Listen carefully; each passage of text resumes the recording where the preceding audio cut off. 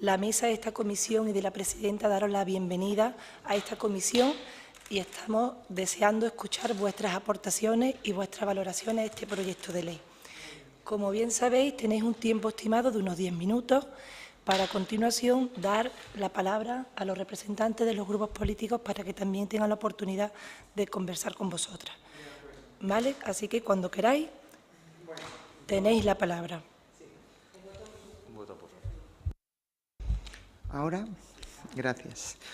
Bueno, yo vengo en representación de la organización LGTB de Frente de aquí de Sevilla. Concretamente, soy la responsable del área trans y llevo todos los asuntos referentes a transexualidad. Bien, las sugerencias que desde mi organización se hace a la ley vienen especificadas a través de los distintos artículos, creemos, donde se puede quizás mejorar un poco, sin ánimo ni mucho menos de modificarla sustancialmente, porque nos parece en su conjunto muy acertada y evidentemente muy conveniente para las personas transexuales. No obstante, hay algunos matices y quisiera hacer referencia a ello. En la exposición de motivos,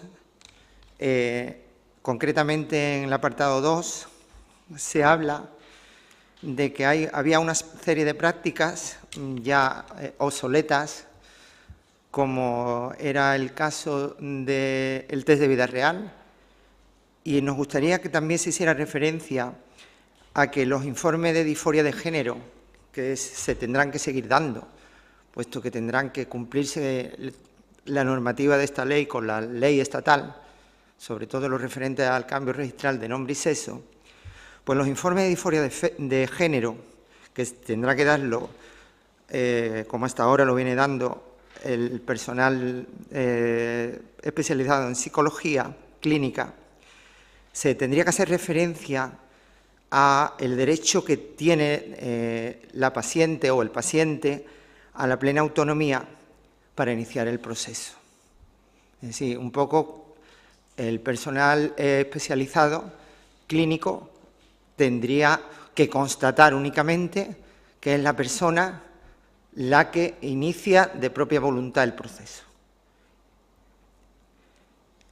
También se debería de incluir que cada persona es libre para iniciar y para desarrollar individualmente el proceso transexualizador conforme a su autonomía personal. Es decir, que no haya un parámetro, una planificación desde la UTI de todo el proceso, como hasta ahora se viene haciendo prácticamente, sino que sea cada persona la que, con plena voluntad y autonomía, pues desarrolle su proceso personal, lo pare o lo amplíe según convenga. También en la exposición de motivo número 2, donde se dice que la atención sanitaria a prestar no se centra ni consiste únicamente en una cirugía de reconstrucción genital, que en gran parte de los casos ni siquiera constituye la parte esencial del proceso, creo, pues sobre todo por las personas que sí es parte fundamental de nuestro proceso, la cirugía de reasignación genital, que son muchas, pues se debería decir que la atención sanitaria a prestar es muy amplia y no abarca solo la cirugía de reasignación genital, sino que se amplía a otros procedimientos tan diversos como los que se desarrollan en la exposición de motivos. Es decir, que la cirugía de reasignación genital no se matice, que sea una práctica, que no sea núcleo fundamental ni en un sentido ni en otro. Es cada persona que lo dictamina y no debe ser la ley la que lo diga.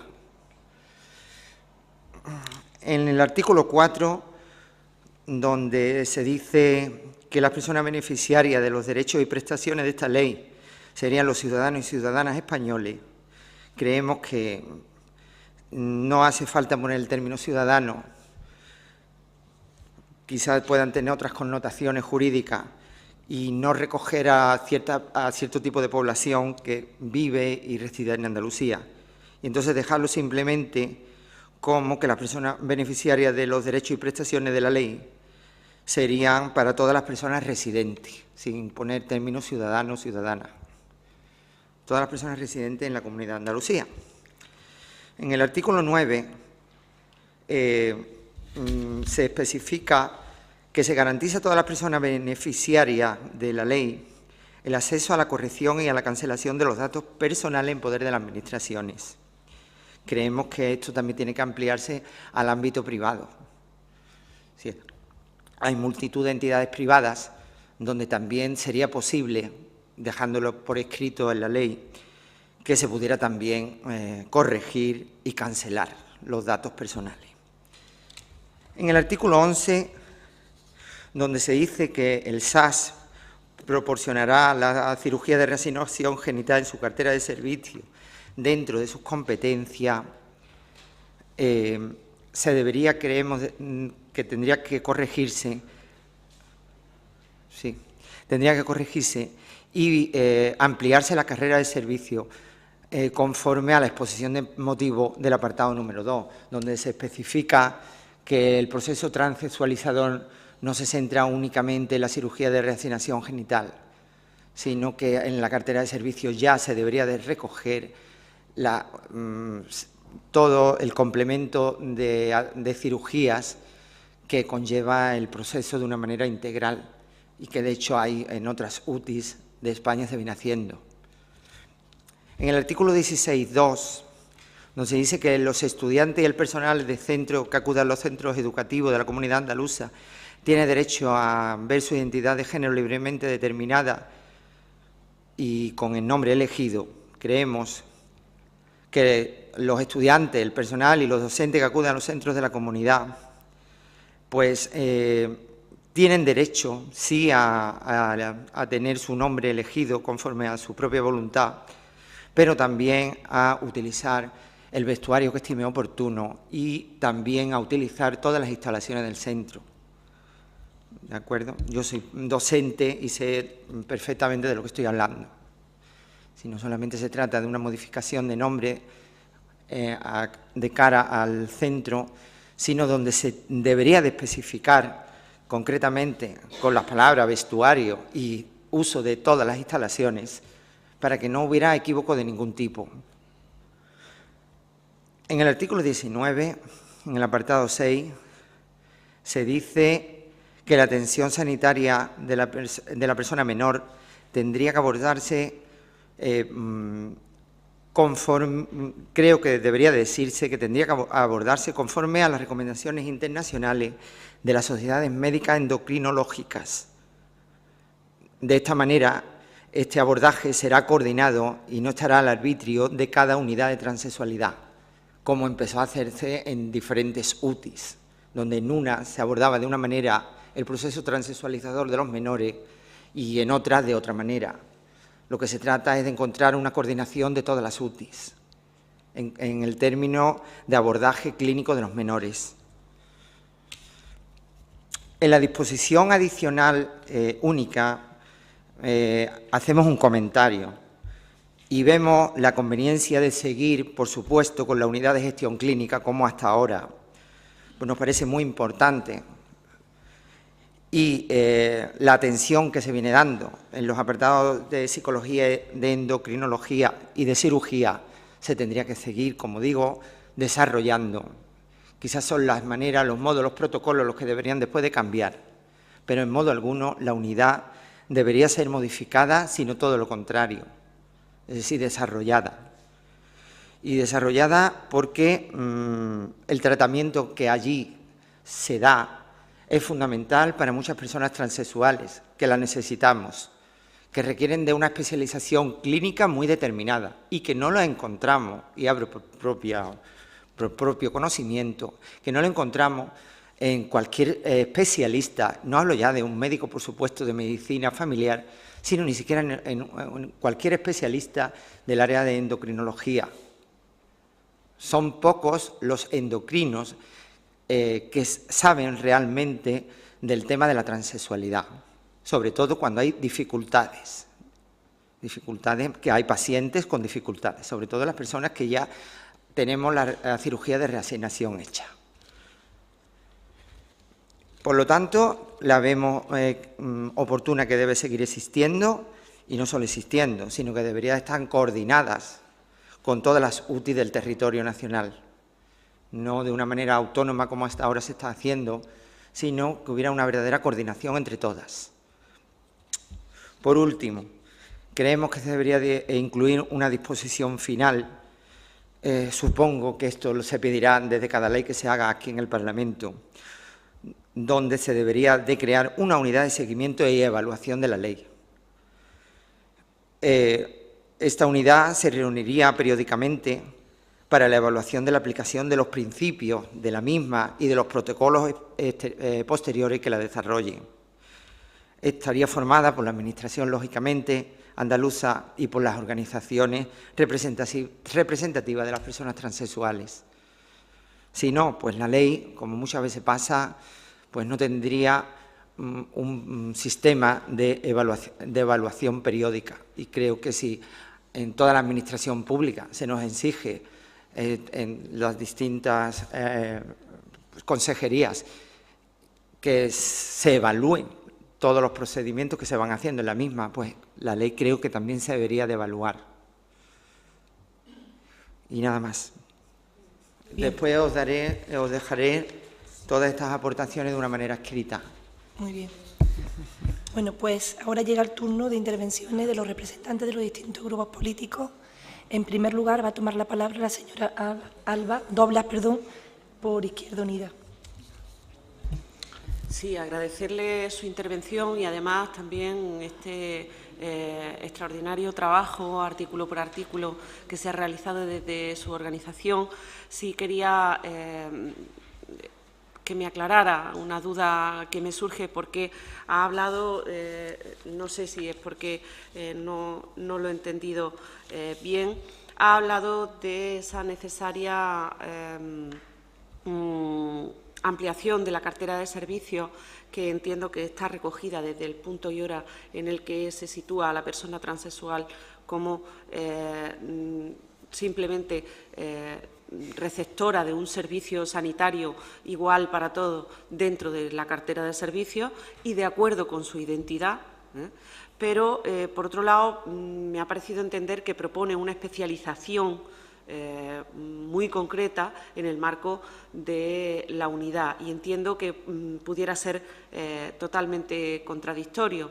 De todas formas, habrá que desarrollar convenientemente esa unidad. Sí, señalarle también que desde el Grupo de Izquierda Unida proponemos un órgano de participación, y así lo consideramos en toda la fase de elaboración de la ley, que será una de las enmiendas que propongamos en su momento, con lo cual totalmente de acuerdo con esa consideración, esa necesidad de que estemos permanentemente dentro de la participación de los colectivos y de las organizaciones para la mejora constante de leyes que además tienen que ver con la cotidianidad de las personas en el día a día, ¿no?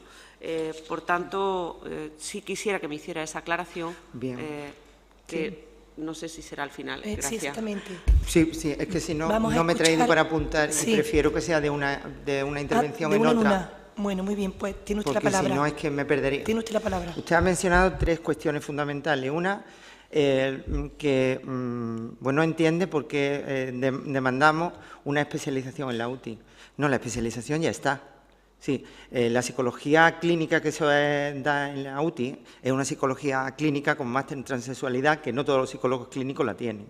En el área de endocrinología, evidentemente, médicamente no está como tal recogida esa extra especialización, pero sí es cierto que el abordaje práctico, el día a día, el ensayo y el error, ha hecho que los distintos endocrinólogos que han estado interviniendo en las distintas UTI hayan formulado el tratamiento adecuado para las personas transexuales. Es decir, el personal especializado debe de seguir estando en la UTI. No debe siempre que se pueda. Siempre que se pueda. Habrá otros abordajes que evidentemente puedan descentralizarse. Pero en modo alguno vemos positivo de que la UTI se convierte solamente en una unidad de coordinación. Debería seguir siendo de gestión. Eso por ahí. Después, lo de la cartera de servicios. Bueno, lo de la cartera de servicios se establece en el preámbulo, al principio, como una declaración de principio, pero lo cierto es que en la cartera de servicios hoy por hoy no está. No está dentro de... Se menciona, se sigue mencionando como la referencia fundamental la cirugía de reasignación genital, pero creo que también debería de añadirse, aunque ya se hace en la declaración de principio del preámbulo, debería de añadirse que se establecerá complementariamente otras cirugías. Y en cuanto a lo del seguimiento de la ley, no nos gustaría solamente que fuera un seguimiento del proceso de la ley, sino una vez que se acabara y sobre todo cuando se empezaran los protocolos a desarrollar, que se siguiera contando con las organizaciones representativas de las personas transexuales. ¿Vale? Bien. Pues a continuación toma la palabra la representante del Partido Socialista, la señora Soledad Pérez. Sí, muchísimas gracias, presidenta. Me ha quedado también alguna duda. Me ha aclarado usted ahora en la contestación al Grupo de Izquierda Unida, me ha aclarado algunas de las que tenía. Y quería ver si pudiera ser que profundizara usted en lo que comentaba del artículo 19.6 respecto de los menores y los protocolos de intervención, que no solamente sea la garantía de la Ley de Derecho y Atención al Menor de Andalucía, sino que se contemplara en el entendido, en el propio articulado, la obligatoriedad de la utilización de protocolos internacionales. Si me lo quiere usted, bueno, me lo puede usted expresar, sí. que a lo mejor no lo he comprendido. Bueno, la palabra obligatoriedad, bueno, si la ha empleado, creo que no, pero no es de mi uso emplearla. Obligatoriedad no, pero sí recomendaciones. ¿Vale? Recomendaciones, sí, recomendaciones, porque es evidente que todo el abordaje clínico de la transexualidad se está haciendo desde el principio a través de ensayos y errores de las distintas unidades, nacionales e internacionales. Entonces, es a través de las recomendaciones médicas internacionales donde se va sacando el tratamiento día a día. ¿Qué ocurre? Claro, son recomendaciones. Las unidades que están haciendo en la práctica, unas siguen lo abordan de una manera, a lo mejor más extensa, otras menos. Sí se ve que en la práctica ya hay casi una línea común,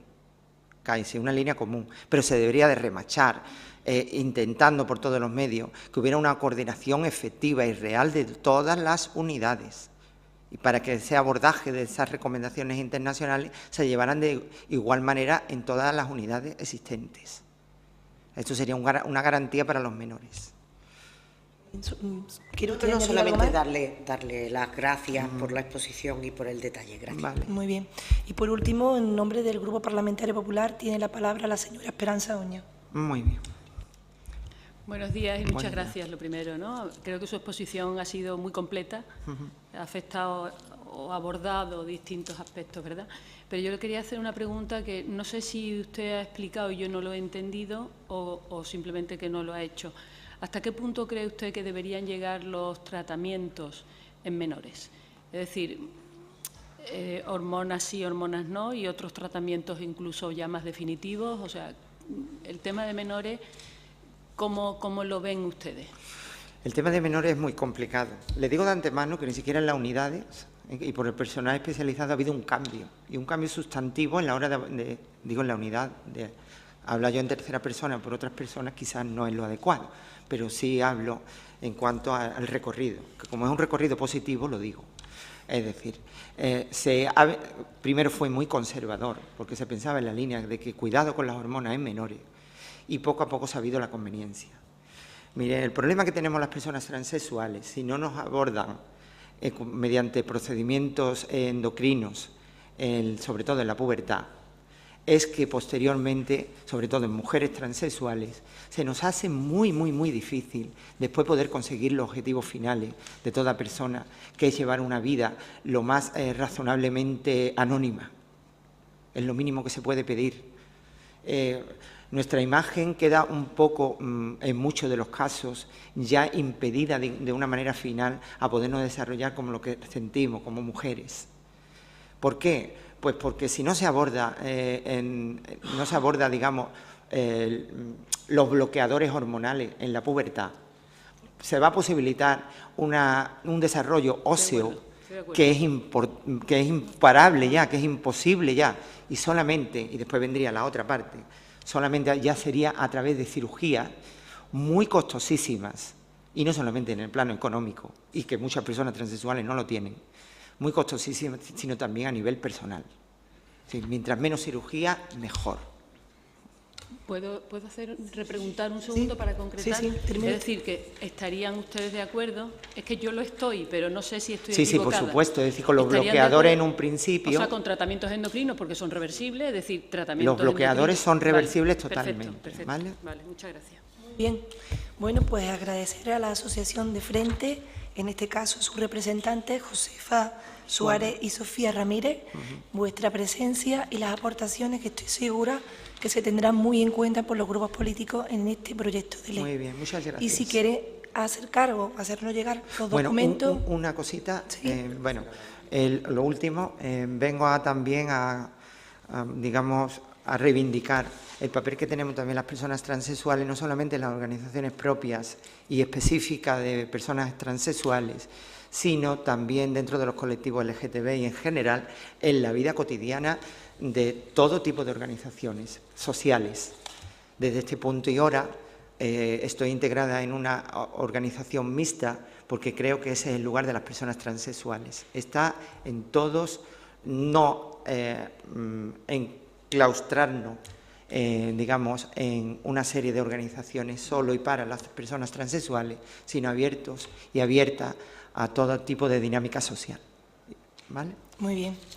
Si tienen a bien acercarnos o hacernos llegar la documentación que traigan, pues... Bien. ¿A usted se la ve? Sí, muy bien. Pues muchísimas gracias, ¿eh? Muy bien, gracias. Y que la útil no la quiten, por favor.